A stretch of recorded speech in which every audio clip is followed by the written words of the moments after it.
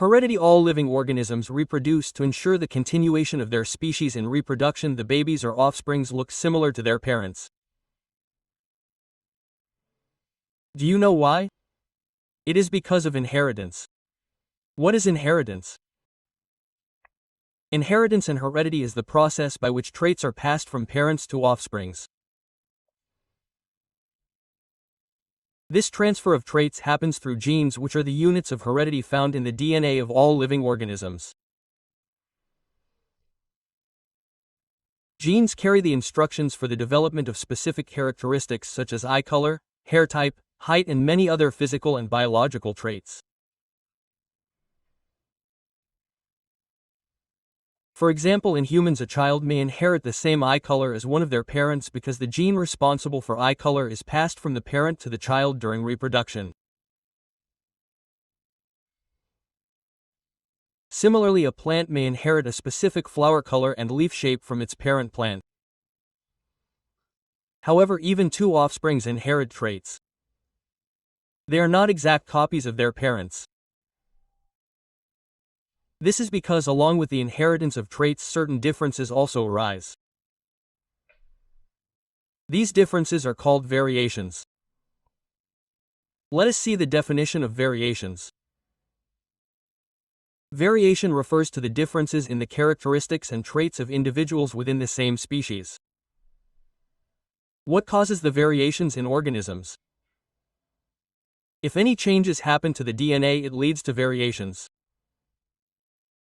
The changes in the DNA can happen either by mutations and genetic recombination or by environmental influences. Mutation means a sudden change in the DNA.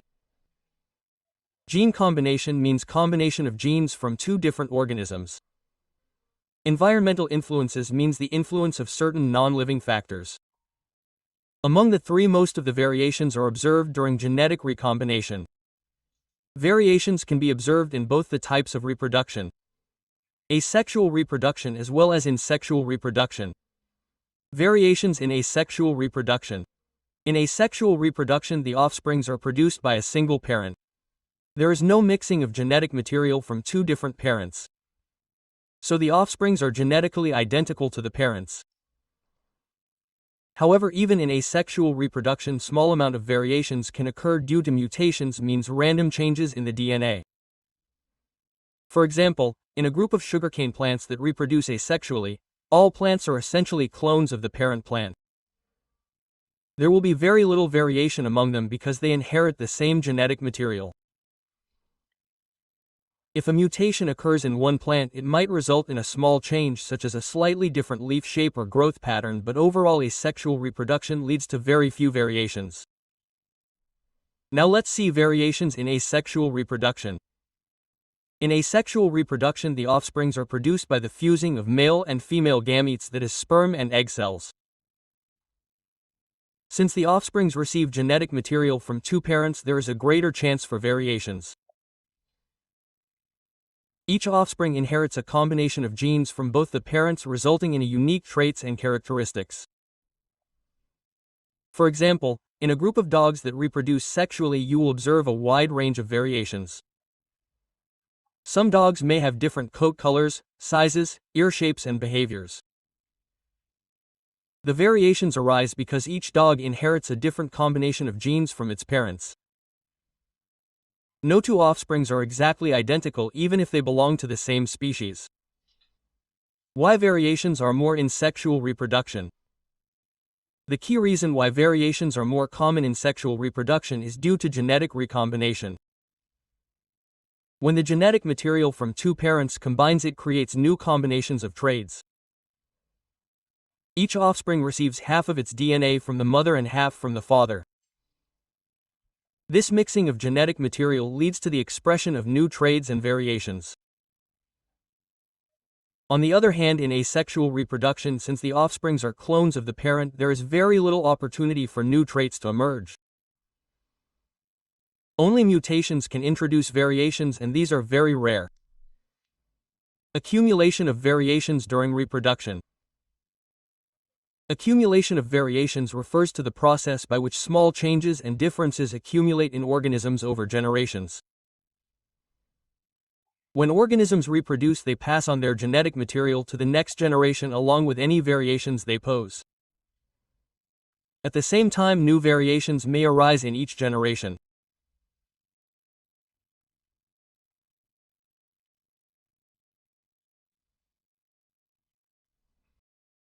Over many generations, the accumulation of variations can lead to significant changes within a population of variations. Variations play a crucial role in the survival and evolution of a species. Some variations are neutral, means they do not have any impact on an organism's survival. However, other variations can be either advantageous or disadvantageous. Variations as a survival advantage in certain environments. Variations can give organisms an advantage along with them to survive better than others in their population. These organisms are more likely to reproduce and pass on their beneficial traits to future generations. This process is known as natural selection.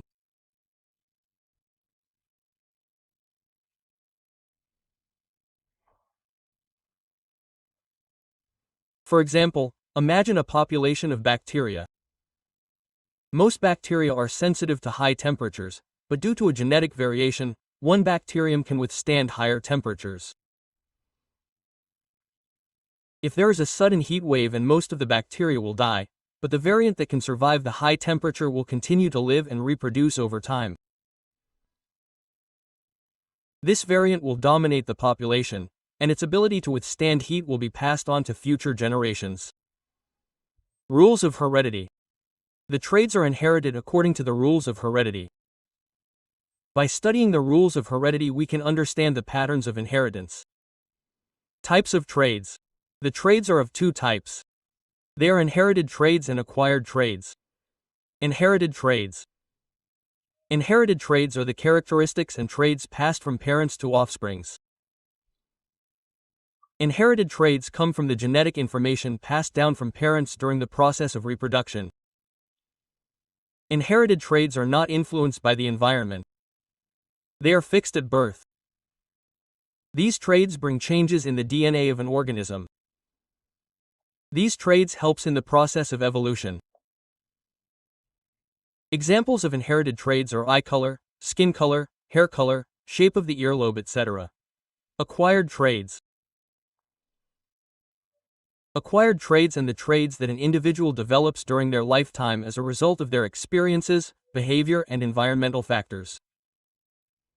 They are not inherited genetically. The DNA of an organism is unchanged due to the traits. The traits do not help in the process of evolution. Examples are skills like speaking different languages, dancing, playing musical instruments, etc. Rules for the inheritance of traits. Now let us understand how do the traits pass from generation to generation. The inheritance of traits takes place through the transfer of genetic material from parents to offsprings. The father and the mother contribute equal amounts of genetic material and DNA to the child during the process of reproduction.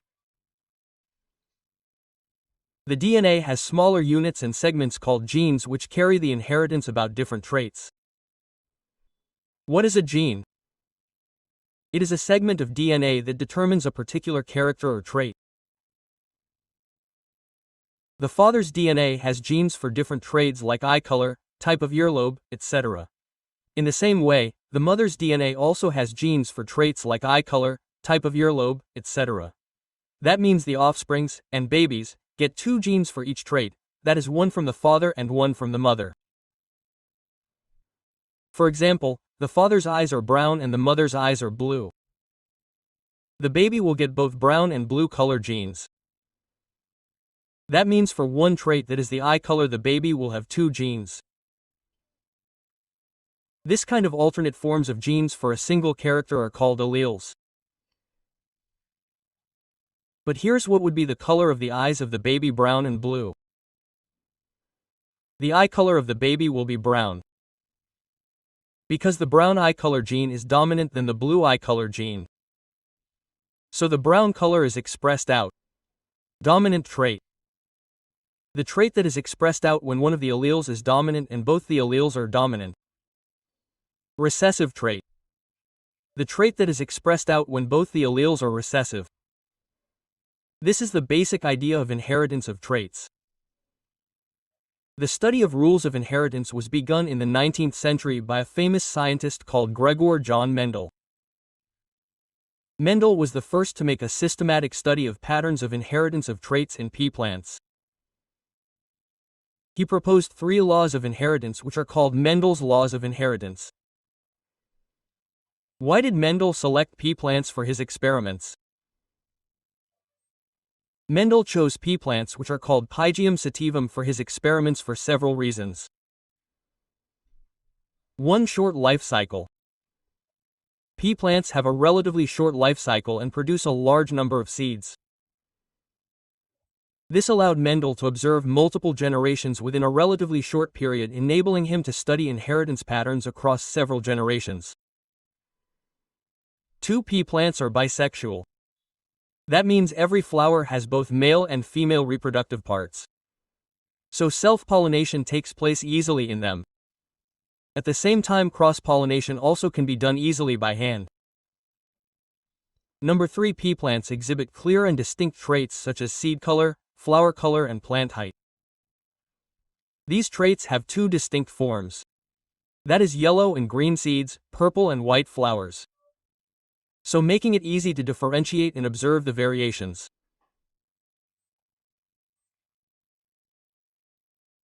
Mendel used different sets of contrasting characters of pea plants like plant height, tall and short, seed color, yellow and green, seed shape, round and wrinkled, flower color that is white and purple, etc. Mendel's experiments monohybrid cross. A monohybrid cross is a genetic cross between 2 individuals that differ in a single trait.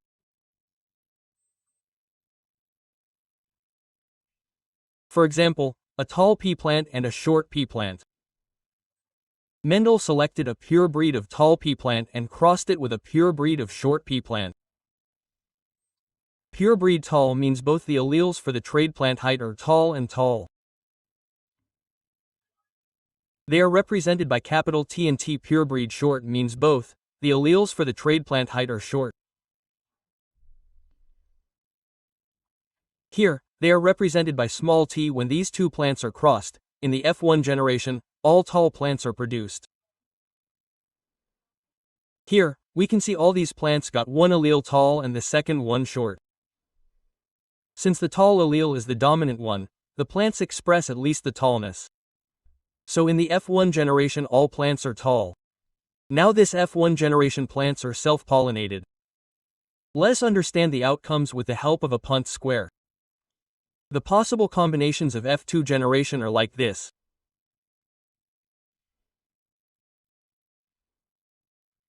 T. So here out of these 4 possible combinations, 3 of them are tall and 1 is short.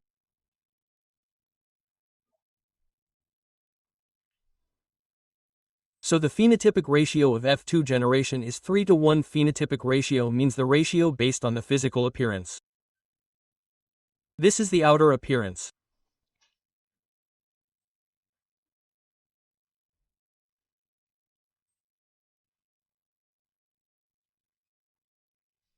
If we look at the genotypic ratio of the F2 generation, genotypic ratio means the combination of alleles that they have for a trait. Here 1T means both the alleles are of the same type, that is tall, so it is a homozygous. Tall homozygous means having both the same type of alleles, so it is a pure breed of tall pea plant. Next we got 2 capital T and small t's. These are heterozygous. Tall means they have 1 dominant and 1 recessive allele, 1T 1 small t. Next we have 1 small t small t. This is homozygous. Short, here both the alleles are short, so this is a pure breed of short pea plant.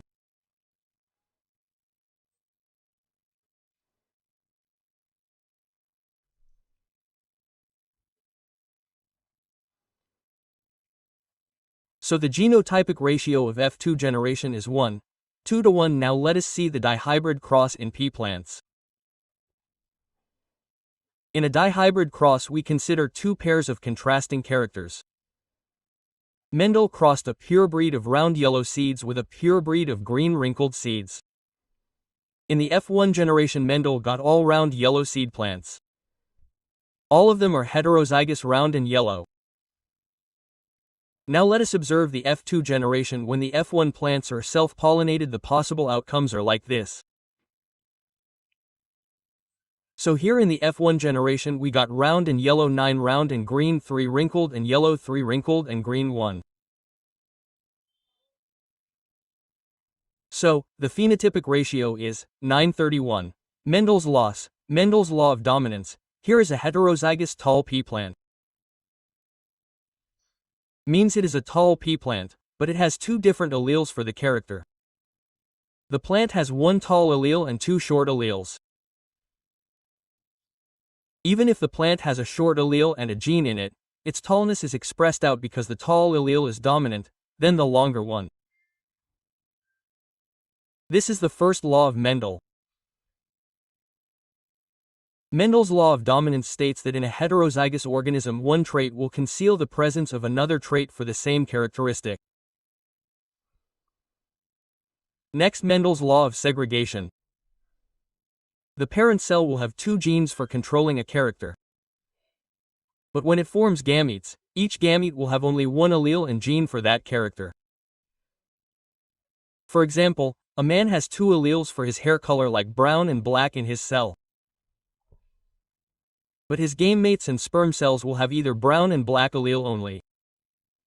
This is called as Mendel's law of segregation. During the formation of gametes each gene separates from each other so that each gamete carries only one allele for each gene. Next we see the law of independent assortment.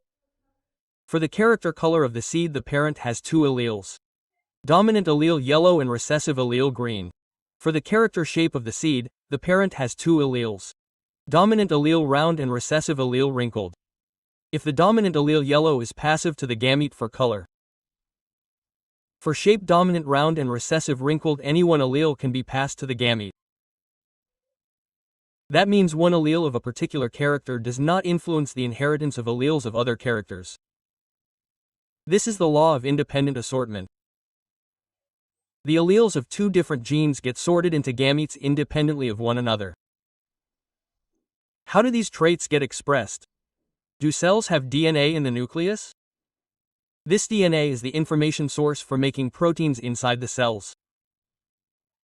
The part of the DNA that has information for making a particular protein is called gene of that protein. That means gene is a segment of the DNA that has information to make a particular protein. For example, we know that plant growth is affected by plant growth hormone. But for the proper production of this hormone an enzyme is required.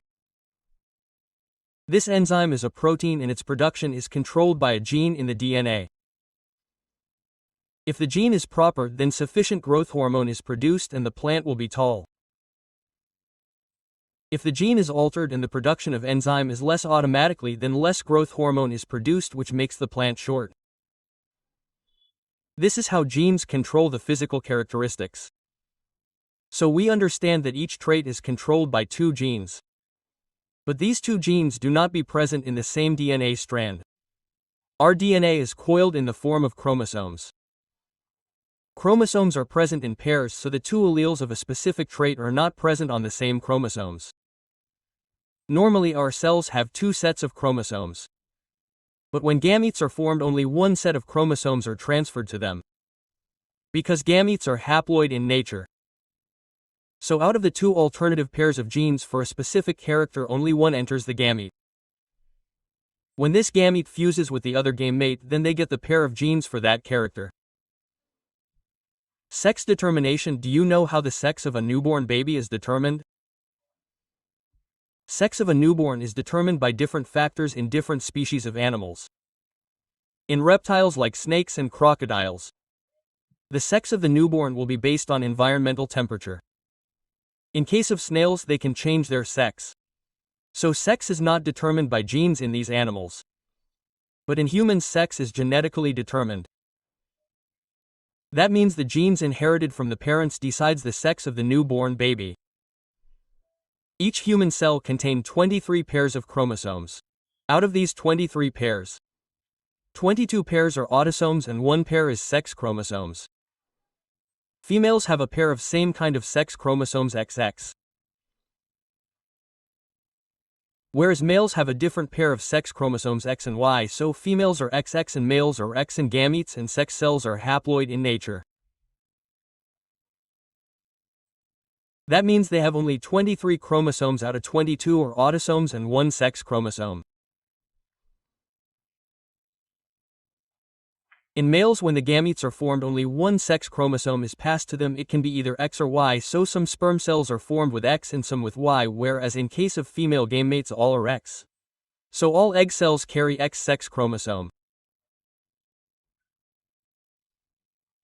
During reproduction, if the sperm cell with Y sex chromosome fuses with the egg cell, it forms a zygote with XY sex chromosomes. XY means the baby will be a boy. If the sperm cell with X sex chromosome fuses with the egg cell, it forms a zygote with XX sex chromosomes, means the baby will be a girl. So the sex of the child will be determined by the chromosomes that they inherit from their father. This is all about the heredity in human beings. Thanks for watching. Please like the video. Please share this video with your friends. Please subscribe to Great Booster channel. Press the bell icon to get all the latest updates. Check the description to find links of other useful videos. Check the end screen for our new videos.